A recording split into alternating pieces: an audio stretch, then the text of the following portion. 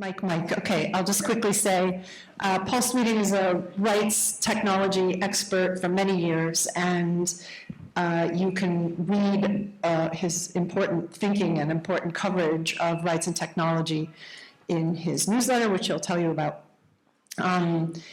His work has included publishing, but has also branched out into other businesses with rights problems and rights landscapes. And today we're going to talk a little bit about the music industry. Another thing we do in BISG is try to look to models outside of the publishing business to find solutions that have worked. So that's what you're going to hear about today from Paul and Maurice, and I'll let you take it away. Thanks, Chris. Something I said, Jürgen? I'm Paul Sweeting. Chris had it a little bit backwards. I haven't branched out from publishing. I've branched out into publishing. My area of focus is on the automation of rights management at scale. And at the risk of offending folks in the room, but none intended, the publishing industry was very much a laggard compared to other rights-based industries. And so I simply hadn't had my organization, which puts on conferences and has various publishing operations. There just wasn't much, I could never get much traction in the publishing industry because it was so alien. The notion of automation of rights management was just sort of alien in the publishing industry. But better late than never, and there's been a great deal more interest in that issue in publishing, and so I'm very glad to now be involved with BISG and to share what little knowledge I have about rights management automation. And with me today is Maurice Russell. Maurice is with, well, I've known Maurice for a while, before he had his current job. He's been in the music industry for, a couple of years. A couple of years. We'll leave it at that. And he is now with an organization called the Mechanical Licensing Collective.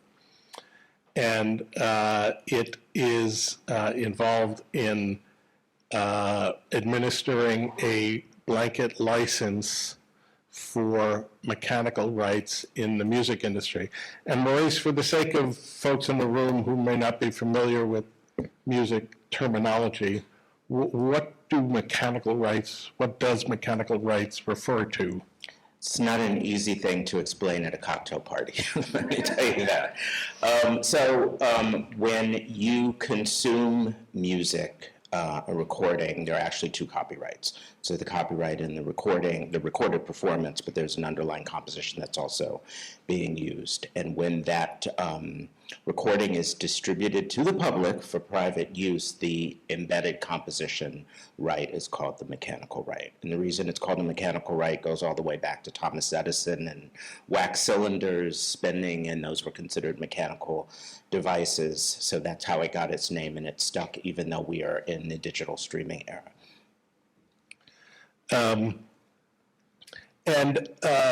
The mechanical license in the United States, at least, and I believe outside of the United States, but certainly in the United States, is governed by a compulsory license. Can you explain a little bit about how that works? Yes, and that compulsory license goes all the way back to 1902. So basically, once a song is on a recording and that recording is distributed to the public, once anyone can make a cover recording of it. And so hence the mechanical right, the royalty rates are set by statute, and they go up incrementally every few years. The rates are set by a 3-judge panel that reports to the copyright registrar, and that's generally how it works. And so just to put a finer point on it, once a song has been issued in the form of a recording or even simply published in the form of sheet music, anyone can make a recording of that song. Anyone can sing it. Actually, it has to be on a recording. It has to be on record. Once. Okay, has to be distributed once, and then anybody else can record that song, but they have to pay the writer or writers, usually these days, of the song a statutory rate set by the Copyright Royalty Board, which is the three-judge panel Maurice referred to. So how did the Mechanical Licensing Collective come about? Well, as the music industry evolved, and I'm sure you were following it to some degree from the analog world of CDs, and then it went to downloads, and it went to streaming, there are a lot of changes that happened in the industry. So we went from a world that was based on, that was sales-driven to an access model. And what it means to have an access model is all of a sudden you have titles that don't go out of print anymore, and basically the entire canon of recorded music is always available. A lot of that stuff is hard to identify rights to on the publishing side. Each digital service, as they were growing, were trying to figure it out, and they were either doing it themselves or engaging third parties and failing, and having large amounts of content that they put up that was not cleared, which led to litigation, which led to the stakeholders in the industry coming together and forming the 2018 Music Modernization Act. And so one of the big effects of the Music Modernization Act, the MMA, was that mechanical licensing licenses, which had been handled on an ad hoc, bespoke basis, in that if you recorded a song, it was up to you to, or up to your agent or whoever was going to own the rights to it, to identify who the song, who the rights owners were on the composition side, and figure out how to pay them. Which, when you're talking about streaming services that have 100 million tracks on them, that got to be a rather daunting challenge. And so Congress passed a law that created a blanket license so that you can sign a blanket license with the MLC if you are Spotify, and it is up to Maurice and company to collect and pay out that money. Yeah, and the sort of the rules for how that works, how they submit data to us, which is monthly. They submit data to us monthly. Well, it's all behind me, but basically we sit at the middle of the industry, sort of a clearinghouse. They submit recording usage to us monthly. We take that usage and match it to our database of rights holders and works, calculate the royalties, and then pay the rights holders. And one of the big challenges was that, as Sebastian mentioned in publishing, in music, a song can appear in multiple recorded manifestations.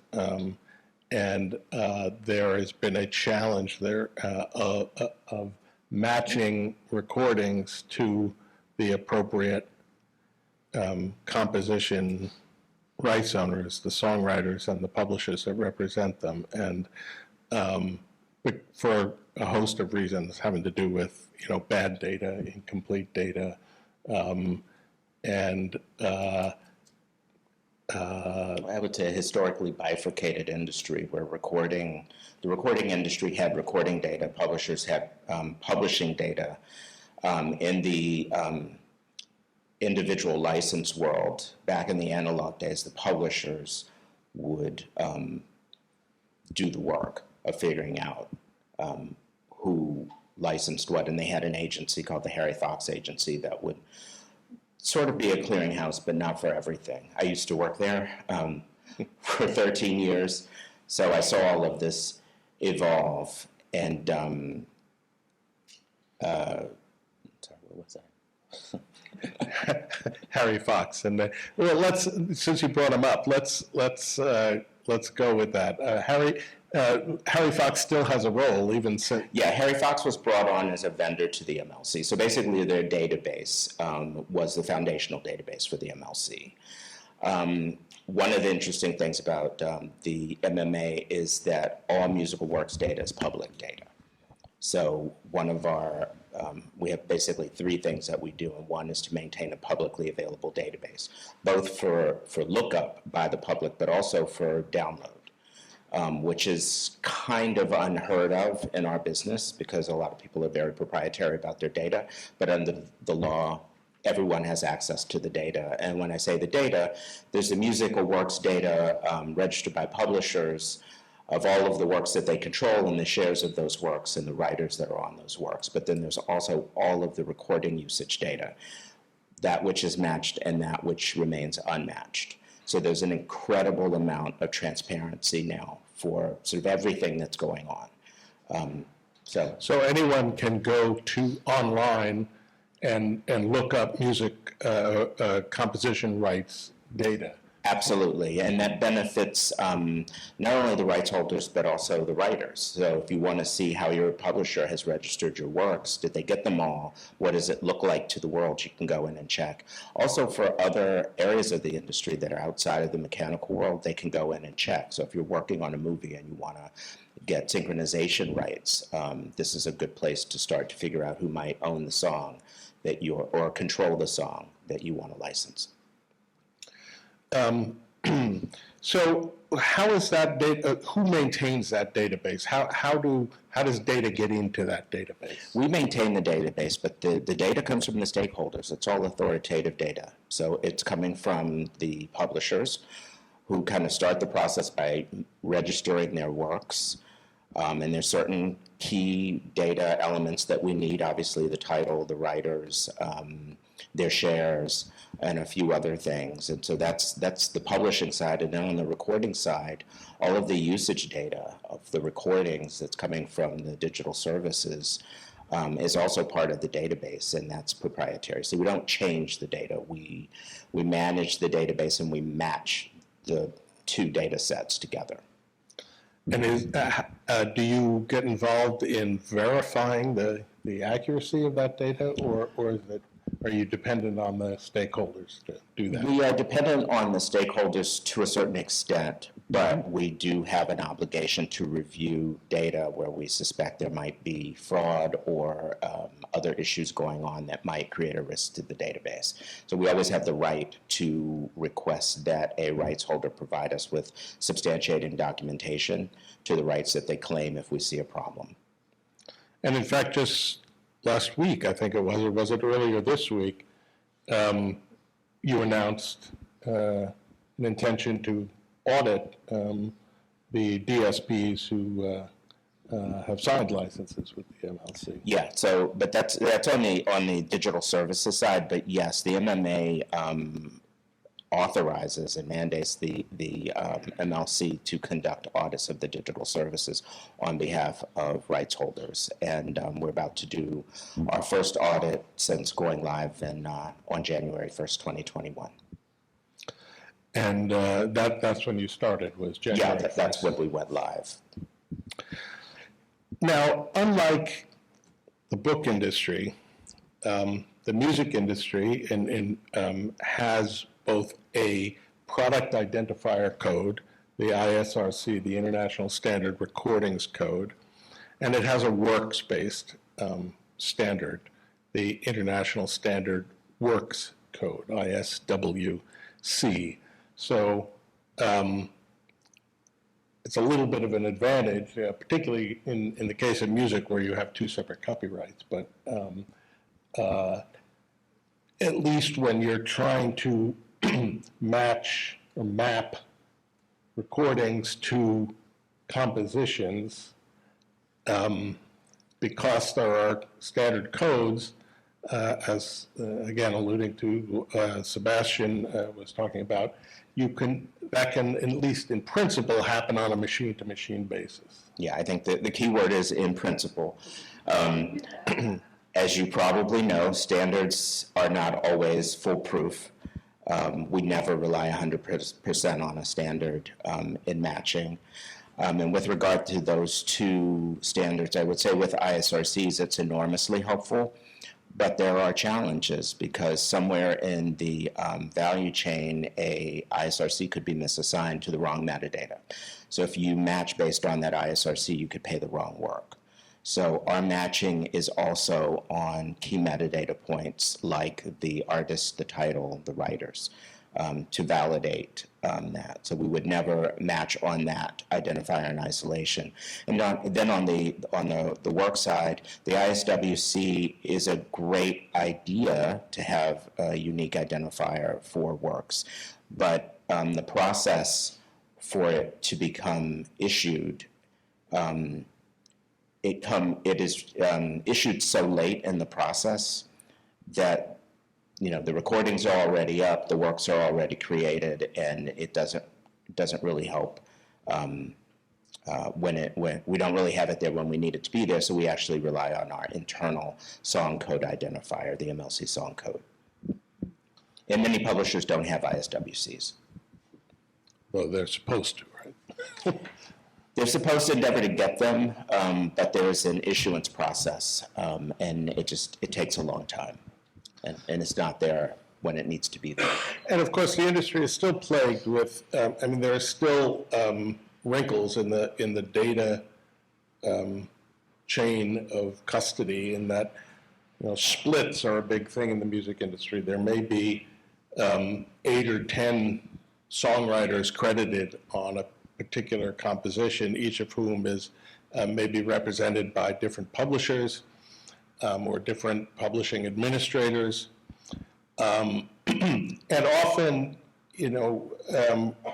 musicians, artists will go into the studio, they'll come up with a song, the song will get recorded, and the recording is ready to go and out. And it's only after the fact that they sit down and figure out, all right, you wrote 10% of this, you wrote, 30% of this, and those are entirely arbitrary and subjective distinctions, but it does create another layer of potential confusion when it comes to Absolutely.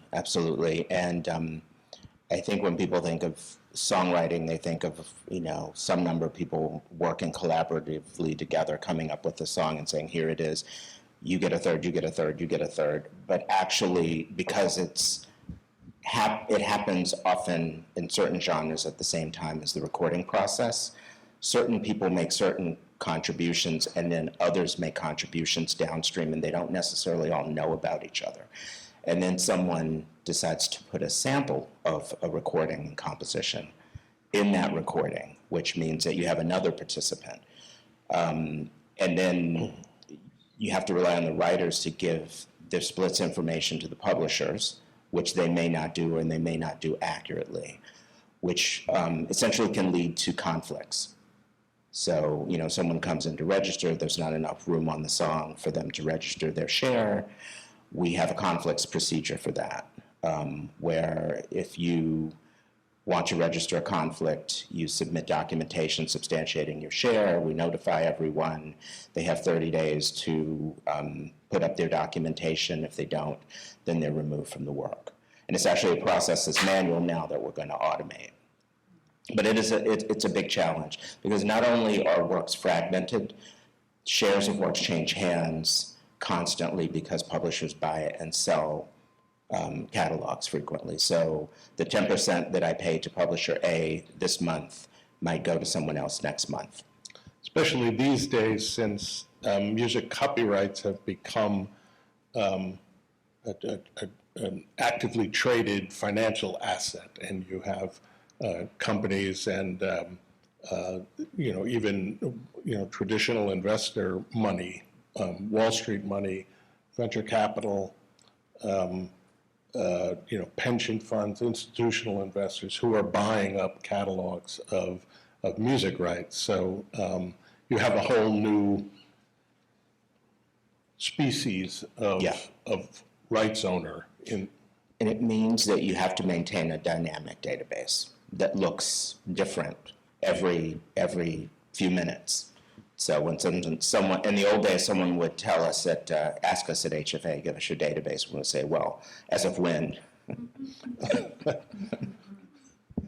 So who pays for all this? The digital services pay for this.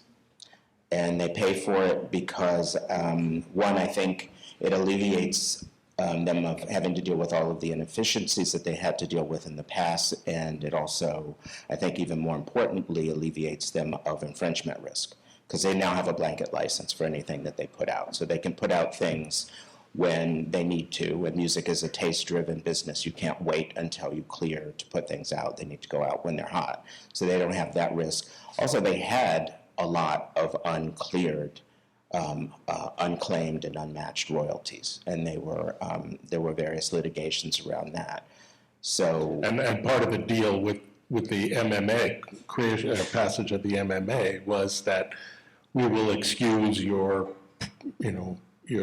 pending yes. liability if, in exchange for you putting up the money to pay going forward to And that was maintain this. about $420 million that they transferred to the MLC to attempt to match automatically, because we have automated matching, and then to make available to our rights holders to attempt to match in tools that we have on our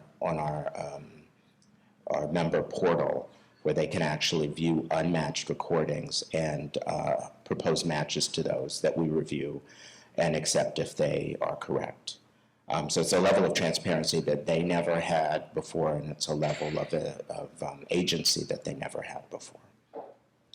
So it's now been, 3 full years and a couple of months. Yep. How much money has MLC distributed to date? About $1.7 billion. $1.7 Billion dollars. With a B. And how much of that would you estimate is incremental to mechanical royalty payments pre-MMA? That's a tough question. I know that it's substantially higher, and I think that anyone in the industry would say that it was higher. I don't know, 20% or more. So what was happening to that money before the MLC came along? It was sitting with the digital services. In escrow account or in some sort of account?